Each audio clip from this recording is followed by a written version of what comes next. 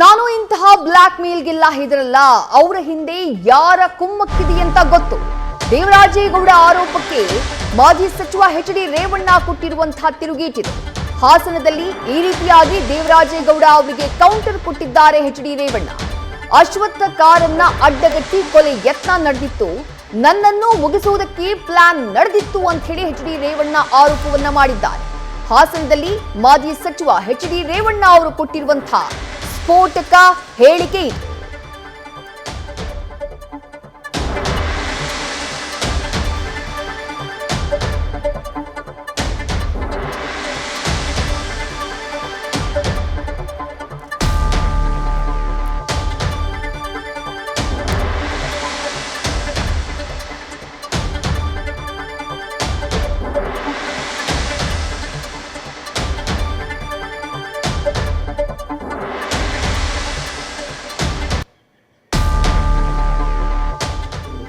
ಒಳ್ಳೆಯ ಉತ್ತರ ಕೊಡ್ತೀನಿ.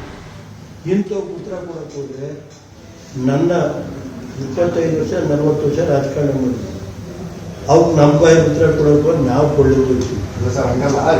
ಈಗ ಒಂದು ಜಿಲ್ಲೆಯಲ್ಲಿ ಪ್ರಬಲವಾದ ರಾಜಕೀಯ ಪಕ್ಷದ ಮುಖಂಡರಿಗೆ ಹಿಂಗಾಗ್ಬಿಟ್ರೆ ಜನಸಾಮಾನ್ಯ ಆಮೇಲೆ ಇವತ್ತು ತಡೆಯದೆ ಈ ಜಿಲ್ಲೆ ಒಳಗೆ ಬೇಜಾರು ಮಾಡ್ಕೋಬೇಡಿ. ಒಂದು ನಮ್ಮ ಪಕ್ಷದ ಮುಖಂಡ ತೀರೋದು ಹಾಡಾದ್ಮೇಲೆ ಹೊಡೆದಾಗ್ತಿರಲ್ವೇ. ಅವತ್ತು ಒಂದು ವಾರ ನನ್ನ ಮತ್ತು ಅಶೋಕ್ ನಾರಾಯಣನ್ನ ನನ್ನ ನೇಮ್ ಇಟ್ಟಿದ್ರು. ನನ್ನ ಆಗಾದ್ಮೇಲೆ ಅಶೋಕ್ ನಾರಾಯಣ ಪ್ರಾರಂಭ ಆಯಿತು. ಅದು ಬೇರೆಯವ್ರು ಇಲ್ಲರಲ್ಲ, ಅವರಿನ್ನೂ 2 ಜನ ಸಿಕ್ಕೇ ಇಲ್ಲ. ಕೆಲವರು ಅದಾದಮೇಲೆ ಹೇಳ್ತೀನಿ, ಕೆಲವರು ನನ್ನನ್ನು ಮುಗಿಸ್ಬೇಕು ಅನ್ನೋ ಇದರಲ್ಲೆಲ್ಲ ನಡೀತಾ ಇತ್ತು. ಯಾರ್ಯಾರು ದುಡ್ಡು ಕೊಡ್ತಾರೆ, ಯಾರ್ಯಾರು ಏನೇನು ಮಾಡ್ತಾರೆ. ಕಳೆದ 4 ವರ್ಷದಿಂದ ಇದಕ್ಕೆಲ್ಲ ಹೆದರಿಕೆತೀನಿ ರೀ. ಇಂಥ ಬ್ಲ್ಯಾಕ್ ಮೇಲ್ಗೆಲ್ಲ ಹೆದರಿಕೆಳೋದಾದ್ರೆ ನನ್ನ ಜೀವನದಲ್ಲೇ ಅದು ಯಾವ ಒಂದು ಆಸೆ ಪರಿಸ್ಥಿತಿನ ಹೇಳ್ರಿ, ಅದೇನು ಮಾಡಿದ್ದೀನಿ ಹೇಳಿ. ಈ ಜಿಲ್ಲೆ ಒಳಗೆ ಜನಸಾಮಾನ್ಯರಿಗೆ ಇದಾಗುವಂಥದ್ದು ಏನು ಮಾಡಿದ್ದೀನಿ ಹೇಳಿ. ಅದು ಅದನ್ನ ಇದಕ್ಕೆ ನಾನು ಆ ಥರ ಅದು ಅವು ಮಾತಾಡೋದಕ್ಕೆ ನಾನು ಆ ಲೆವೆಲ್ಗೆ ಇಳಿಯೋಕ್ಕಾಗುತ್ತೇನೆ ರೀ. ನಂದಿಗೌಡ್ರೆ, ನಮ್ಮ ಬಾಯಿನ ಆ ಪದ ಬಳಸ್ತೀರಾ? 3 ಬಿಟ್ಟಿರೋಂಥವು ಅಲ್ಲೇನೈತೆ, ಹಿಂದ್ಗಡೆ ಬ್ಯಾಕಿಂಗ್ ಐತಿ. ಇದಕ್ಕೆ ಕೆಲವು ರಾಜಕಾರಣಿಗಳು ದೇವೇಗೌಡ ಕುಟುಂಬ ಎದುರಿಸೋಕ್ಕಾಗ್ದಲೇ ಇರೋರು ಇಂಥವ್ರು ಇಟ್ಕೊಂಡು ಬ್ಲ್ಯಾಕ್ ಮೇಲ್ ಮಾಡ್ಸಕ್ಕೆ ಹೋಗ್ತಾರೆ. ಈ ಬ್ಲ್ಯಾಕ್ ಮೇಲ್ಗೆಲ್ಲ ನಾನು ಅದಕ್ಕೆ ಕಾನೂನು ರೀತಿ ಈಗಾಗಲೇ ಮಾತಾಡಿದ್ದೀನಿ. ಕಾನೂನು ತಜ್ಞರ ಜೊತೆ ಏನು ಮಾಡಬೇಕು ಅದು ಮಾಡ್ತೀನಿ. ಆರೋಪಕ್ಕೆ ಉತ್ತರ ಕೊಡಲಿಲ್ಲ ಅಂದ್ರೆ ಅದೇ ನಿಜ ಆಗ್ತಾ ರೇ ನಾನು ಉತ್ತರ ನಾನು ಅದಕ್ಕೆ ಹೇಳಿದ್ರೆ ಯಾವುದೇ ಇದ್ರೆ ತನಿಖೆ ಮಾಡ್ಕೊಳ್ಳಿ ನಮ್ಮ ಕುಟುಂಬದ್ದು ಅಂತ ಹೇಳಿದ್ಮೇಲೆ ಇನ್ನೇನು ಹೇಳಿದ್ರಿ? ಅಲ್ಲ ಸರ್, ಒಂದು ಪ್ರಶ್ನೆ ಸರ್, ಈಗ ನಿಮ್ಮಂತವ್ರಿಗೆ ಈ ತರ ಆಗ್ಬಿಟ್ರೆ ಜನಸಾಮಾನ್ಯ ಕಥೆ ಏನು ಅಂತ ಅಂದ್ರೆ ಯಾವ ರೀತಿ ಇದೆ ರಾಜ್ಯದಲ್ಲಿ ಅಂದ್ರೆ ಇದು ಬ್ಲ್ಯಾಕ್ ಮೇಲ್ ರಾಜಕಾರಣ.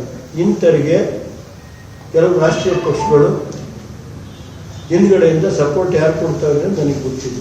ನಿಮ್ಮ ಪಕ್ಷ ನಿಂತ್ಕೋಬೇಕಲ್ಲ ಸರ್, ಏನೋ ನಿಮ್ಮ ಪಕ್ಷ ನಿಂತ್ಕೋಬೇಕಲ್ವ ಈ ತರ ಸುಳ್ಳು ಆರೋಪ? ಈಗ ನಮ್ಮ ಯಾರೋ ಅಡ್ವೊಕೇಟ್ ನೆನ್ನೆ ಹೇಳಿದ್ವೇನ್ರಿ, ಅಡ್ವೊಕೇಟ್ ಹೇಳಿದ್ವು, ನಾನು ನನ್ನ ಬಾಯಲ್ಲಿ ಹೇಳ್ತಾ ಇದ್ದ ಯಾರೋ ಒಬ್ಬ ಈತ ನಮ್ಮ ಪರಿಸ್ಥಿತಿ 77 ಕೋಟಿ ಮಾಡಿದ್ರೆ ಇನ್ಕಮ್ ಟ್ಯಾಕ್ಸ್ ಅಂತ ಏನೋ ಹೇಳಿ ನೆನ್ನೆ ನಿಮ್ಮ ಯಾರೋ ಪೇಪರ್ ನೋಡಿದ್ರು ಅಂತ ಹೇಳಿದೆ. 77 ಕೋಟಿ ನಾನು ಮೊನ್ನೆ ಹೇಳಿದ್ದೆ, ನಮ್ಮ ಟಿವಿಲಿ ಹಾಕಿದ್ರೇನ್ರಿ, ಮಾಧ್ಯಮದಲ್ಲಿ ಹಾಕಿದ್ರೆ ನಿಮ್ಮ ಟಿವಿ 9 ಟಿವಿ 18 ಇಂಥವನ್ನ ಯಾತಕ್ಕೋಸ್ಕರ ಪ್ರೋತ್ಸಾಹ ಕೊಡ್ತಾರೆ? ನಾನು ಹೇಳಿದ್ವಿ ಮೊನ್ನೆನೆ, ಯಾವುದೇ ತನಿಖೆ ಇದ್ರೆ ಯಾವುದಾದ್ರು ನಾನು ಬೇನಾಮಿ ಆಸ್ತಿ ಮಾಡಿದ್ರೆ ತಕ್ಷಣ ಮುಟ್ಗೋಲು ಹಾಕಿ. ಮತ್ತಷ್ಟು ಡೀಟೇಲ್ಸ್ ನಮ್ಮ ಹಾಸನ ಪ್ರತಿನಿಧಿ ಕಿರಣ್ ನೀಡ್ತಾ ಹೋಗ್ತಾರೆ. ಕಿರಣ್, ಎಚ್.ಡಿ. ರೇವಣ್ಣ ಹಾಗೆ ದೇವರಾಜೇಗೌಡ ಅವರ ನಡುವೆ ನಡೀತಾ ಇರುವಂತಹ ವಾಕ್ಸಮರ, ಪರಸ್ಪರ ಆರೋಪ ಪ್ರತ್ಯಾರೋಪ ಮತ್ತೊಂದು ಹಂತಕ್ಕೆ ಹೋದ ಹಾಗೆ ಕಾಣಿಸ್ತಾ ಇದೆ ಎಚ್.ಡಿ. ರೇವಣ್ಣವರ ಈ ಹೇಳಿಕೆಯ ಮೂಲಕ. ಕಿರಣ್, ವಿದ್ಯಾ, ಏನು ಕಳೆದ 4-5 ದಿನಗಳ ಹಿಂದೆ ವಕೀಲರಾದಂತ ದೇವರಾಜೇಗೌಡ ಇದು ಮಾಡಿ ಪ್ರೆಸ್ ಮೀಟ್ ಮಾಡ್ತಾರೆ. ಅದರಲ್ಲಿ ತೀವ್ರ ವಾಗ್ದಾಳಿ ಮಾಡ್ತಾರೆ. ಅಂದ್ರೆ ಹಿಂದೆ ಏನು ವಿಧಾನಸಭಾ ಒಳಾಂಗಣ ನಡೆದಂತ ವಿಧಾನಸಭಾ ಚುನಾವಣೆಯಲ್ಲಿ ರೇವಣ್ಣ ಅವರದ ಸ್ವತಂತ್ರ ಅಭ್ಯರ್ಥಿ ಇದೇ ದೇವರಾಜೇಗೌಡ. ಸಾಕಷ್ಟು ಆರೋಪಗಳು ಮಾಡ್ತಾರೆ. ರೇವಣ್ಣ ಮತ್ತೆ ರೇವಣ್ಣ ಅವರ ಕುಟುಂಬ ಏನು ಅನೈತಿಕ ಚಟುವಟಿಕೆಗಳಿದೆ ಅದೆಲ್ಲ ದಾಖಲೆಗಳು ನನ್ನ ಹತ್ರ ಇದೆ. ಅದನ್ನ ಸಮಯ ಬಂದಾಗ ನಾನು ಬಿಡ್ತೀನಿ. ಈಗಾಗಲೇ ನಾನು ಬಿಡ್ಬೋದಿತ್ತು, ಆದ್ರೆ ಕುಮಾರಸ್ವಾಮಿ ಅವರ ಹಾಗೂ ದೇವೇಗೌಡರ ಗೌರವಕ್ಕೋಸ್ಕರ ನಾನು ಕಿರಣ್ ಹಾಗೆ ಸಂಪರ್ಕದಲ್ಲೇ ಇರಿ. ರೇವಣ್ಣ ಅವರು ಯಾರ ಮೇಲೆ ಆರೋಪ ಮಾಡಿದ್ದಾರೋ ಅದೇ ದೇವರಾಜೇಗೌಡ ಅವರು ಕೂಡ ನಮ್ಮ ಜೊತೆ ಸಂಪರ್ಕದಲ್ಲಿದ್ದಾರೆ. ಸರ್ ನಮಸ್ಕಾರ. ನಮಸ್ಕಾರ ಮೇಡಮ್. ಬಹುಶಃ ನೀವು ರೇವಣ್ಣ ಅವರ ಹೇಳಿಕೆಯನ್ನ ಗಮನಿಸಿದ್ರಿ ಅಂತ ಭಾವಿಸ್ತೀನಿ. ಹಾಡಹಗಲೇ ಜೆಡಿಎಸ್ ಮುಖಂಡನ ಕೊಲೆ ಯತ್ನ ಆಗಿತ್ತು, ನನ್ನನ್ನೂ ಮುಗಿಸುವುದಕ್ಕೆ ಪ್ಲಾನ್ ಮಾಡ್ಕೊಂಡಿದ್ರು, ಇದರ ಹಿಂದೆ ಯಾರಿದ್ದಾರೆ ಅನ್ನುವಂಥದ್ದು ನನಗೆ ಗೊತ್ತಿದೆ ಅನ್ನುವಂಥ ಮಾತನ್ನ ರೇವಣ್ಣ ಅವರು ಹೇಳಿದ್ದಾರೆ. ಏನ್ ಹೇಳ್ತೀರಿ ದೇವರಾಜಗೌಡ್ರೆ? ಮೇಡಮ್ ಈಗ ಏನಾಗಿದೆ ಅಂತ ಅಂದ್ರೆ ವಿಷಯವನ್ನ ಡೈವರ್ಟ್ ಮಾಡ್ಬೇಕು ರೇವಣ್ಣ ಅವರು. ಹಾಗಾಗಿ ಜನರಿಗೆ ಮಂಗೂದಿ ಕೆಲಸ ಎದುರಿಸುವಂತ ಕೆಲಸವನ್ನು ನಿನ್ನೆ ಸ್ಟೇಟ್ಮೆಂಟ್ ಅಲ್ಲಿ ಕೊಟ್ಟಿದ್ದಾರೆ. ಅಲ್ಲಿ ನಾನು ಮಾಡಿರೋಂಥ ಆರೋಪ ಏನು, ಅವ್ನು ಇಟ್ಕೊಂಡಂತ ರೀತಿ ಏನು, ಕೇಂದ್ರ ಸಚಿವರು ಬಂದಾಗ ಅವ್ನು ಮಾಡಿದಂತ ಕೃತ್ಯಗಳು, ನಾನು ಅದಕ್ಕೆ ಉತ್ತರವನ್ನ ಪ್ರೆಸ್ ಮೀಟ್ ಮುಖಾಂತರ ಕೊಟ್ಟೆ. ನಾನು ಇನ್ನೊಂದು ಪದವನ್ನು ಬಳಸ್ತಾ ಇರೋಲ್ಲಿ ಆ ಜಾಗದಲ್ಲಿ ಈ ಕಾರ್ಯಕ್ರಮ ಇಷ್ಟು ಸಕ್ಸಸ್ ಆಗಿ ಗೊತ್ತಾಗಿರೋ ಮೇಲೆ ಕಲ್ಲು ಹೊಡಿಸ್ತಿದ್ವಿ ಅಂತ ಹೇಳಿದ್ದಾರೆ ರೇವಣ್ಣ ಅವರು. ಅದು ಕೂಡ ರೆಕಾರ್ಡಿಂಗ್ ಮಾಡಿದ್ದೀನಿ ನಾನಲ್ಲಿ. ಸೊ ಆದ್ರೆ ಈ ವಿಚಾರ ಯಾವಾಗ ಪತ್ರಿಕೆಯಲ್ಲಿ ಮಾಧ್ಯಮದಲ್ಲಿ ಬಿಡುಗಡೆ ಆಯಿತು ಅಲ್ಲಿ ಮೋದಿ ಅವರಿಗೆ ಈ ವಿಷಯದಲ್ಲಿ ತಲುಪೋದು ಅನ್ನೋ ಒಂದು ಬೈಕೋಸ್ಕರ ಏನು ಮಾಡಿದ್ರೆ ಅವರಲ್ಲಿ ಈ ವಿಷಯವನ್ನು ಡೈವರ್ಟ್ ಮಾಡಿ ಮಾತಾಡ್ತಿದ್ದಾರೆ. ನಿನ್ನೆ ನಾವು ಸಂಪೂರ್ಣವಾಗಿ ನಾನು ವಿಷಯವನ್ನು ಬಹಳ ಗಂಭೀರವಾಗಿ ಪರಿಗಣಿಸಿ ನೋಡಿದೆ. ನನಗೆ ರೇವಣ್ಣ ಅವರು ಮಾಡಿದಂತ ಆರೋಪ ಏನು ಅಂತ ಅಂದ್ರೆ ನನ್ನನ್ನೇ ಪ್ಲಾನ್ ಮಾಡಿದ್ವು ಅಂತ ಅಂದ್ರೆ ರೇವಣ್ಣಂಗೆ 4 ಎಸ್ಕಾಟ್ ವೆಹಿಕಲ್ ಕೊಟ್ಟವ್ರೆ, ಪೊಲೀಸ್ ಗನ್ಮ್ಯಾನ್ಗಳಿದ್ದಾರೆ ಅಲ್ಲಿ. ಅವ್ರನ್ನ ಯಾರು ಮುಗ್ಸಕ್ ಬರ್ತಾರೆ ಅಲ್ಲಿ? ಅವರು ನೋಡಿದ್ರೆ ಚಿಕ್ಕ ಮಗು ಕೂಡ ರಾತ್ರಿ 3 ದಿವಸ ನಿದ್ದೆ ಬರಕ್ಲಾರ್ದು ಜ್ವರ ಬಂದ್ಬಿಡ್ತದ, ಅವ್ನು ನೋಡಿದ್ರೇನೆ ಅವನು ಮುಗ್ಸಂತ ಭ್ರಮೆ ಯಾರಿಗೆ ಬರ್ತದೆ ಅಲ್ಲಿ? ಇಲ್ಲ ಒಂದ್ ಕಡೆ ನಾನು ಏನ್ ಅನುಮಾನ ಬಂದಿದೆ ಅಂತ ಅಂದ್ರೆ ಕೃಷ್ಣೇಗೌಡನ ಮಲ್ರ ಆಯ್ತಲ್ಲ, ಇವ್ರು ಯಾಕೆ ದೆಹಲಿಗೆ ಹೋಗಿದ್ರು ಇವರು ಆ ಮಲ್ರಾಕ ದಿವಸ?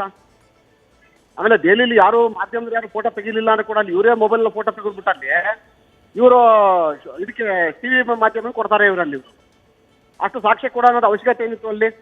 ಅಂದ್ರೆ ನಾ ದೆಹಲಿ ಇದ್ದೀನಿ ಅಂತ ಗೊತ್ತಾಗಬೇಕು ಅಂತ ಹೇಳಿ ಅವನು ಮಲ್ರಾಗ ದಿವಸ ಅವತ್ತಲ್ಲಿ ಅವ್ರು ಮಲ್ರಾದ ಸಂಜೆನೆ ಅವರು ಟಿವಿಲಿ ಬಿಡುಗಡೆ ಮಾಡ್ತಾರೆ. ಅಲ್ಲಿ ಎಲ್ಲ ಒಂದು ಕಡೆ ನಮಗೊಂದು ಅನುಮಾನ ಏನಿದೆ ಅಂತ ಅಂದ್ರೆ ಇಲ್ಲಿ ನೇರವಾಗಿ ಒಂದು CBI ಇಲ್ಲ ಉನ್ನತವಾದ ತನಿಖೆ ಆಯ್ತು ಅಂತಂದ್ರೆ ಆ ಮರ್ಡರಲ್ಲಿ ಇವರೇ ಇನ್ವಾಲ್ವ್ ಆಗಿರೋ ಅಂತ ಅನುಮಾನ ನಮಗೆ ಈಗ ಕಾಣ್ತಾ ಇತ್ತು ನಮ್ಗೆ ಈಗ. ಆಮೇಲೆ ಒಂದು ಬಹಳ ಪ್ರಮುಖವಾದ ಅಂಶ ಏನು ಅಂತಂದ್ರೆ ಅಲ್ಲಿ ಅಶ್ವಥ್ ನಾರಾಯಣ ಅವರನ್ನ ಕೊಲೆ ಮಾಡೋ ಪ್ರಯತ್ನ ಪಟ್ಟರು ಅಂತ ಹೇಳ್ತಾರೆ ಇವರಲ್ಲಿ. ಅವರಿಗೆ ಗನ್ಮೆನ್ ಕೂಡ ಕೊಡ್ತಾರೆ ಇವರಲ್ಲಿ. ಇವ್ರಿಗೆ ಅಶ್ವಥ್ ನಾರಾಯಣ ಯಾರು? ಇವರೆಲ್ಲ ಬೇನಾಮಿ ಆಸ್ತಿ ನೋಡ್ಕೊಳ್ಳೋವಂಥವ್ರು, ಬೇನಾಮಿ ಗುತ್ತಿಗೆದಾರರು ಇವರಿಗೆ ಎಲ್ಲ. ಇವ್ರು ಅವ್ರದ್ದು ಅಶ್ವಥ್ ನಾರಾಯಣ ಎಷ್ಟು ಕೋಟಿ ರೂಪಾಯಿ ಕೆಲಸ ಮಾಡಿದ್ರೆ, ಎಷ್ಟು ಕೋಟಿ ಅನ್ನೋಕ್ಕಿಂತಲೂ ಎಷ್ಟು ಸಾವಿರ ಕೋಟಿ ಕೆಲಸ ಮಾಡಿದೆ ಅನ್ನೋದು ದಾಖಲೆ ಇದೆ ನಮ್ಮ ಹತ್ರ ಅಲ್ಲಿ. ಅಶ್ವಥ್ ನಾರಾಯಣ ಅವರು ಯಾರು ಕೊಲೆ ಮಾಡ್ಸಕ್ ಹೋಗ್ತಾರೆ? ಬಹಳ ಯಕ್ಷ ಪ್ರಶ್ನೆ ಏನು ಅಂತಂದ್ರೆ ಇಲ್ಲಿ ಇವರ ಆಸ್ತಿ, ಇವ್ರ ವಹಿವಾಟು, ಇವ್ರ ಬೇನಾಮಿ ಆಸ್ತಿ ಯಾರಿದ್ದಾರೆ? ಯಾರು ಬದುಕಿಲ್ಲ ಈ ಭೂಮಿ ಮೇಲೆ. ಇವಾಗ ನಾನು ಈ ರಾಜ್ಯದ ಜನತೆಗೆ ಹೇಳಲಿಕ್ಕೆ ಕೇಳ್ಪಡ್ತೀನಿ, ನಾನಲ್ಲಿ ಹಲವಾರು ಜನ ಇವ್ರ ಆಪ್ತರು ಸತ್ತೋಗಿರೋದು. ಇವತ್ತು ಇವ್ರ ಆಪ್ತರ ಜೀವನ ಬದುಕನ್ನ ಹಾಳು ಮಾಡ್ಕೊಂಡಿರೋದು, ಬೇರೆ ಯಾರು ಹಾಳು ಮಾಡ್ಕೊಂಡಿಲ್ಲ ಅಲ್ಲಿ. ಎಲ್ಲ ಒಂದ್ ಕಡೆ ಇವರ ನಡೆಯ ಬಗ್ಗೆ ಇವರ ಪ್ರಮುಖ ನಾಯಕರುಗಳು ಯಾರ್ಯಾರು ಉನ್ನತ ಬೆಳೆದು ಒಂದು ಮಟ್ಟಕ್ಕೆ ಬರ್ತಾರೆ ಅಲ್ಲಿ ಅಂತಿಮ ದಿನಗಳು ನಾವು ಕಾಣಲೇ ಇಲ್ಲ ಅವ್ರು ಯಾರು ಅವರು. ಸೊ ಹಾಗಾಗಿ ನಾಳೆ ರೇವಣ್ಣ ಕೊಟ್ಟಂತ ಹೇಳಿಕೆ ನೋಡ್ತಾರೆ, ಎಲ್ಲರೂ ಸಂಶಯಾಸ್ಪದ ಕಾಣ್ತಾ ಇದೆ ಅಲ್ಲಿ. ಆ ಕೊಲೆಯಲ್ಲಿ ರೇವಣ್ಣ ಅವರ ಪಾತ್ರ ಇರ್ಬೋದಾ ಅಂತ ಹೇಳಿ.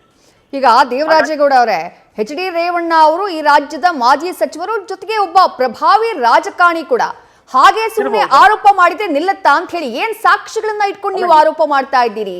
ಕೊಲೆಯಲ್ಲೂ ಕೂಡ ಇನ್ವಾಲ್ವ್ ಆಗಿರೋ ಅನುಮಾನನ ನೀವು ವ್ಯಕ್ತಪಡಿಸ್ತಾ ಇದ್ರಿ ದೇವರಾಜೇಗೌಡ ಅವರೇ. ಅವ್ರು ನಿನ್ನೆ ಹೇಳಿದ್ರಲ್ಲಿ ಯಾರ್ಯಾರು ಹಿಂದೆ ಇದ್ದಾರೆ, ಈಗ ಕೊಲೆ ಹಿಂದೆ ಇದೆ ಅಂತ ಅಂದ್ರೆ ಉನ್ನತ ತನಿಖೆ ಆಗಿಲ್ಲ, ಪೊಲೀಸ್ ಇಲಾಖೆ ಅವ್ರ ಕಂಟ್ರೋಲ್ ಇದೆಯಲ್ವಾ ಅಲ್ಲಿ. ಹಾಸನ ಜಿಲ್ಲೆಯಲ್ಲಿ ಇಡೀ ಪೊಲೀಸ್ ಇಲಾಖೆ ಈಗ ನೋಡಿ, ಒಂದು ಸ್ಪಷ್ಟ ಉದಾಹರಣೆ ಒಂದು ಹೇಳ್ತೀನಿ ನೋಡಿ. ಅಲ್ಲಿ ಒಬ್ಬ ಹೆಣ್ಮಗಳನ್ನ ರಾತ್ರಿ 11:15 ರಾತ್ರಿಯಲ್ಲಿ ಕಿಡ್ನಾಪ್ ಮಾಡ್ಕೆ ಬಂದು ಮನೆಯಲ್ಲಿ ಇಟ್ಕೊಂಡು ಒದ್ದು ಅವಳಿಗೆ ಅಭಾಷಣ ಆಗಿ ಅವ್ರನ್ನ ತಗೊಂಡು ಐಬಿಲ್ ಕೂಡಾಕೊಂಡು ಬಂದ್ರು ಕೂಡ ಅಲ್ಲಿ ಅವ್ರ ಮೇಲೆ FIR ಮಾಡಲ್ಲ SP ಅವರು. ಅಂದ್ರೆ ಪೊಲೀಸ್ ಇಲಾಖೆ ಅಷ್ಟು ಅವ್ರ ಪರವಾಗಿ ನಿಂತಿದೆ ಅವತ್ತಲ್ಲಿ. ಯಾಕೆ ತನಿಖೆ ಮಾಡ್ಸಿಲ್ಲ? ಯಾರು ಇಷ್ಟಿಸಬೇಕು ಆರೋಪಿಗಳು ಯಾರನ್ನ ಕಂಡಿಡಿಯೋಕೆ? ಯಾಕೆ ಇನ್ನೊಬ್ಬರ ಮೇಲೆ ಗೂಬೆ ಕೊಡ್ಸ್ಬೇಕು? ಇಲ್ಲಿ ಏನಂತ ಅಂದ್ರೆ ಅಲ್ಲಿ ಚುನಾವಣೆ ಹತ್ರ ಬರ್ತಾ ಇದ್ದಲ್ಲಿ ವಿಷಯನ ಡೈವರ್ಟ್ ಮಾಡ್ಬೇಕನ್ನೋದು ಅವ್ರದ್ದು. ನಿನ್ನೆ ನಾನು ಕೊಟ್ಟಂತ ಹೇಳಿಕೆಗೆ ತದ್ವಿರುದ್ಧವಾಗಿ ಕೊಡಕ್ಕೆ ಶಕ್ತಿ ಇಲ್ದೇನೆ ವಿಷಯನ ಡೈವರ್ಟ್ ಮಾಡ್ತಾ ಇದಾರೆ ಅಲ್ಲಿ. ನಾನು ಹೇಳಿದ್ದೇನು ಅಂತಂದ್ರಲ್ಲಿ ಅವ್ರ ಅಕ್ರಮ ಚಟುವಟಿಕೆಗಳಿಗೆ, ಅಶ್ಲೀಲ ಕೃತ್ಯಗಳ ಬಗ್ಗೆ ನಾನು ಹೇಳಿದ್ದೀನಿ ನಾನಲ್ಲಿ. ಯಾಕೆಂದ್ರೆ ನನ್ನನ್ನು ಅವರು ವೇದಿಕೆಯ ಮೇಲೆ ಬಹಳ ಕೆಟ್ಟ ಪದ ಬಳಸ್ತಾರೆ ನನ್ನ ಬಗ್ಗೆ ಅವರಲ್ಲಿ. ರೈಟ್. ದೇವರಾಜೇಗೌಡ ಅವರೇ, ನಿಮ್ಮ ವರ್ಷನ್ ನೀವು ಹೇಳಿದ್ದೀರಿ, ನಿಮ್ಮ ಆರೋಪಗಳನ್ನ ನೀವು ಮಾಡ್ತಾ ಇದ್ದೀರಿ. ನೋಡೋಣ ಇದಕ್ಕೆ HD ರೇವಣ್ಣ ಅವರ ಕೌಂಟರ್ ಏನಾಗಿರುತ್ತೆ, ಅಥವಾ ಈ ಪ್ರಶ್ನೆಗಳಿಗೆ HD ರೇವಣ್ಣ ಅವರ ಉತ್ತರ ಏನಾಗಿರುತ್ತೆ ಅಂತ ಹೇಳಿ. ಥ್ಯಾಂಕ್ ಯು ನ್ಯೂಸ್ ಫಸ್ಟ್ ಜೊತೆಗೆ ಮಾತನಾಡಿದ್ದಕ್ಕೆ. ನ್ಯೂಸ್ ಫಸ್ಟ್ ನಿರ್ಭೀತಿಯಿಂದ ನಿಮ್ಮ ಪರವಾಗಿ.